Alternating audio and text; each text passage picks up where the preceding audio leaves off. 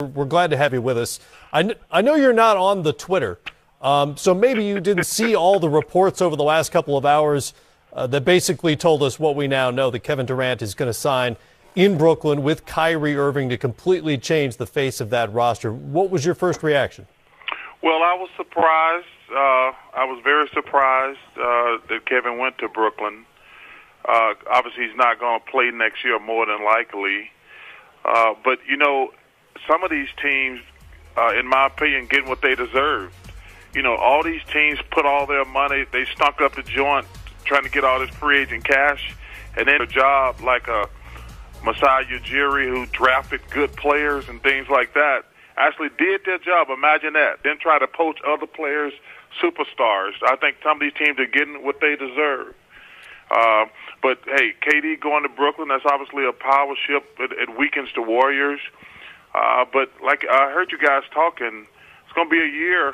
What they going to do with Kyrie? Because you both had a great argument. They can't just relax and take it easy for a year. But I think that's why they bought in DeAndre. They got some good young players. In terms of the move from the Warriors, where he won a couple of championships, he was Finals MVP a couple of times. He's got a bunch of business interests in the Bay Area. I hate to play psychologist here, but can you, from the perspective of a great player, kind of put yourself in his head and what might motivate Kevin Durant to leave what seemed like an ideal situation and go to an unproven one in Brooklyn across the country? It had to be that he was unhappy with some circumstances around the team. I mean, it's that simple. I mean, 100%. He must not have been happy in that situation. You know, there's always been that tension, quote unquote, between him and Draymond. I think, like I say, I think he should have played in that game when he blew out his Achilles. I mean, that might, I don't know. I'm just obviously guessing, but clearly he was unhappy because it was a great situation he was in. So when guys leave a great situation, they must not be happy there, plain and simple. And he left nearly $80 million in guaranteed money on the table by not taking that fifth year. I hate when you guys keep saying that because that's absolutely not true. Well, it is true. You're going to get some of that back in the fifth year, but of course you're going to get it back. It's not guaranteed, though. He's coming off a major injury. Listen. All these guys, I hear these guys. Well, these guys leaving money on the table. No, they're not. They're going to sign another deal. He'll probably sign another deal. I get your point there. I'm just saying, coming off a major injury, you're talking about guaranteed money. Yeah, but like I say, he clearly wasn't happy there. Yeah. Listen, how much money do you think Kevin Durant gonna make in New York City? Plenty. He gonna make plenty of money. A lot. Hey, listen, don't forget he's making $30-40 million from Nike. So let's don't act like when these guys leaving money on the table. You notice that the only guys who leave money on the table who got like a $200-300 million deal with a shoe company are going to make more money in endorsements. So I always laugh when I hear these guys, well, he just sacrificed some money. No, he didn't. Let's be real. Well, he did leave some on the table. I get your point. He's not going to be hurting. No one's saying that. But when he signed his next deal, they'll make it up to him. Yeah. In terms of basketball, 2 years from now, we don't know if Kawhi Leonard's going to be in the Eastern Conference at that point, but how good a team is Brooklyn on paper with Kyrie Irving and Kevin Durant in the context of the Eastern Conference? Well, you can't even answer that question because you don't know what Boston's going to do. You know, Danny getting Kemba Walker is a great pickup, but also you don't know what Philly is going to do with Ben Simmons and Joel Embiid and whoever they sign. I don't think you can just pencil Brooklyn in as the favorite. I mean, think about it. Joel Embiid and Ben Simmons aren't going anywhere. So depending on what Elton does with trades and things like that, Philly could be the best team in the East. And you got to give Brad and Danny some credit. Getting Kemba Walker to me is an upgrade. You know, one minute they didn't have a point guard. Now they got Kemba Walker, who's an all-star. But like I say, you're just guessing in 2 years what it's going to be. Because like I say, in the main thing, we don't know how Kevin's going to come back.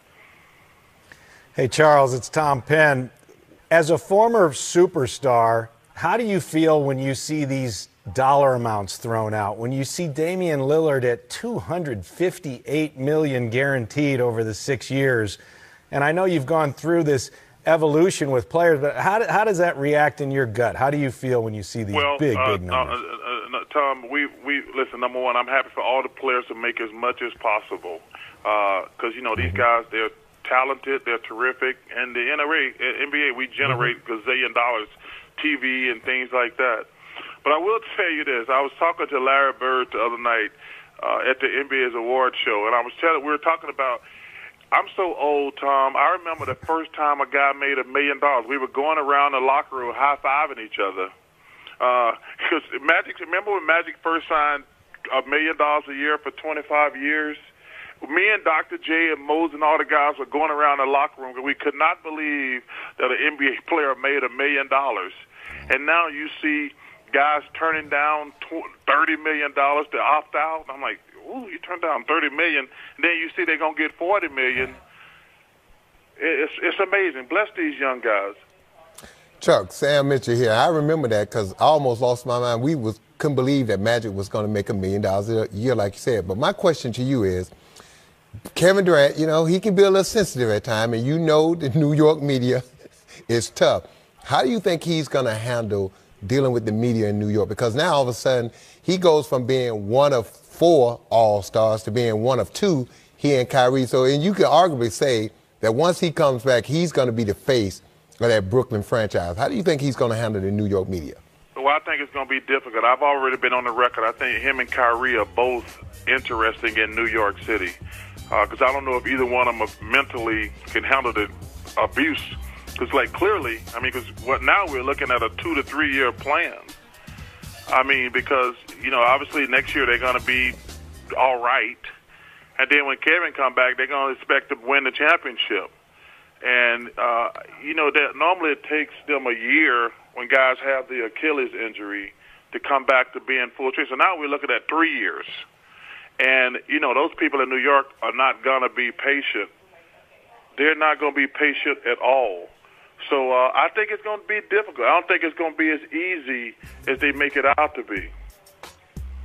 Hey, Chuck, it's Mike Fratello. First of all, I thought you and Shaq did a terrific job on the awards ceremony. That's the first thing. And the next thing is I want to go back to your thing about Magic signing that deal.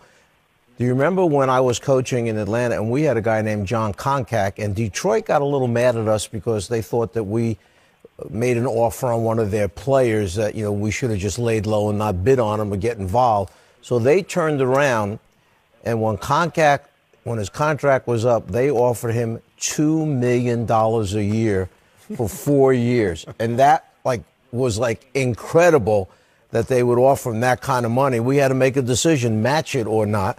So we had to keep our center, we felt. So we matched the offer of $2 million a year for 4 years. And at that time, it caused an incredible frenzy around the league because there's a $2 million guy now. Yeah, I remember that vividly. And when we were because, obviously that sent shockwaves around the NBA. But you know what? I think in retrospect, y'all probably wish you didn't match that contract. That obviously is hindsight, and everybody gets it right in hindsight. But I think that always kind of set the Hawks back in the long run. And I think this is where you see some of these guys, people are giving Michael Jordan a hard time because he's not re-signing Kemba Walker. And I said, I actually got no problem with that because Kemba Walker is a very good player, but I'm not giving a guy $200 million not to make the playoffs. Kawhi Leonard, Chuck, is the next big domino to fall, and we don't know when that's going to happen. Unlike some of these other deals, including Kyrie Irving, which has now also been reported, Kawhi's situation seems like it's going to take a little longer. Toronto may make the most sense basketball-wise. You could make that argument. He's just coming off a championship. If he wants to go home to L.A., would you steer him toward the Lakers or the Clippers? Well, listen, I'm not going to steer him anywhere. I hope he stays in Canada. I hope he doesn't go to the Lakers or the Clippers. That's just my personal opinion. I think what he did this year brought back a lot of faith in me as a basketball fan. Guys not trying to stack teams, just being a great player, being a great leader, and leading your team to the championship. When this whole super team started X amount of years ago, I didn't think it was good for the league, and I still don't think it's good for the league. But to have a superstar who doesn't complain, just goes out to do his job, led his team to the championship with a bunch of good players, with a general manager who's probably not getting the credit he deserves, didn't have a top 14 pick on his roster. I think that was one of the great accomplishments in NBA history, and I hope he stays there because I think Masai Ujiri is going to always make them successful. Talk about the opposite in terms of unsuccessful, Charles. What's your reaction on what all this means for the New York Knicks? Because it appears pretty obvious that the New York Knicks are the big loser of the day and could be the loser of the week in free agency. What are your thoughts? Well, Tom, you see that I said that earlier. You got all these bad teams who, instead of trying to draft players and make their team better, they try to just make their team awful and create cap space and actually poach other people's stars. I think they're getting what they deserve. Like I say, I hate to beat a dead horse, but you look at the two teams in the finals. You take away KD, all those teams in the finals were built through the draft by good organizations. Yeah, KD went there and changed it. But if you look at the Warriors and the Raptors, they built their team through trades and draft picks. They didn't try to, let's get bad, let's clear cap space, and they'll steal somebody else's stars. So I'm glad these teams are getting their comeuppance. And like I say, I hope it happens to the Clippers also, too. I hope they don't get Kawhi.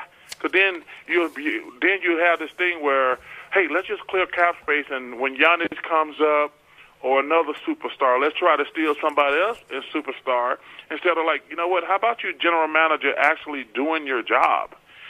And drafting good players. Nice use of comeuppance, by the way, Chuck. And on our way out, before we let you go, best thing you've done this summer other than attend Game 7 of the Stanley Cup Finals? Well, number one, shout out to you and your St. Louis Blues. Matt, I know you grew up there, and I was happy for your St. Louis Blues. I haven't done anything. I'm getting my game ready for Lake Tahoe. I want to peek in Lake Tahoe. Uh-oh. You know, and how's it looking? Me and Tiger, we only gonna play periodically. So when we get to the majors, our game will peak. So I got about 2 weeks before I head to Lake Tahoe. So I'm just working on my game, and I'm gonna peak in Tahoe this year. You're pacing yourself for Tahoe. Yes, I don't want to have like a great round this week. You know, if I have a great round this week, it won't be relevant. So I got to pace myself and just keep working on my game. I totally get that. That sounds like a solid strategy, Chuck. Hey, listen, I'm a strategy guy. I know you are. Sounds like load management to me. That's right. Hey, I've been called a big load before, Mike, so I'm used to that. Good to talk to you, Chuck. Appreciate you stopping by as always. Great job tonight. I'm watching. It's going to be interesting because now what's the big thing now is Jimmy Butler. Yep. Tobias Harris. Obviously, Kawhi is the biggest dog left. Yep. But, you know, I just saw watching, JJ went to the Pelicans. Shout out to David Griffin. Absolutely. Oh, man, what a great job he's done in the month he's been on the job. Incredible turnaround. I'm in Philly, and everybody's like, uh-oh, we lost J.J. Redick. Now, if they lose Tobias Harris and Jimmy Butler, this city is going to be on panic. Yep. The process starts all over then. Yes, it does. All right, Charles, good to talk to you. Okay, guys, thanks for having me. All right, Hall of Famer Charles.